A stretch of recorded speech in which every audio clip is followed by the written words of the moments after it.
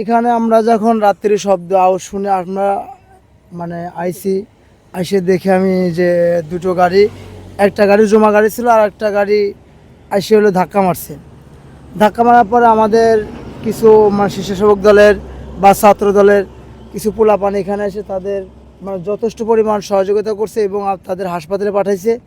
এবং আমরা পানির ভিতর নামবে স্বেচ্ছাসেবক দলের পোলাপান বা আমরা নিজেরাও নামবে পানির ভিতর নামবে তাদের উদ্ধার করছি, উদ্ধার করে হাসপাতালে পাঠাইছি।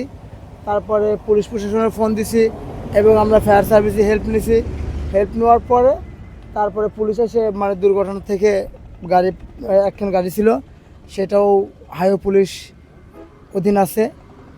কিন্তু সেই হিসাবে গাড়ির যে অবস্থা সেই হিসাবে গাড়ির চালকের বা কোনো হেল্পারের তেমন কোনো ক্ষয়ক্ষতি হয় নাই। আল্লাহ বাঁচাইছে, হালকার পথে মানে গেছে।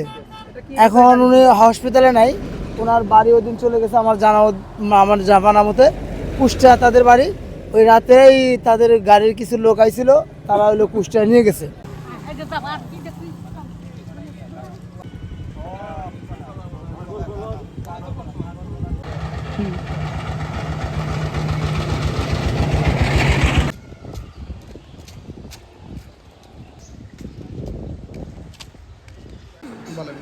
ড্রাইভারের হাত আছে ভাঙেছে আর আসলে হেল্পারের পাও থুতমা কাটছে আর এই হাতে কাটছে। হ্যাঁ, আমরা দোকানে পা বসেছিলাম, আসলে সাকুন আইছিলাম।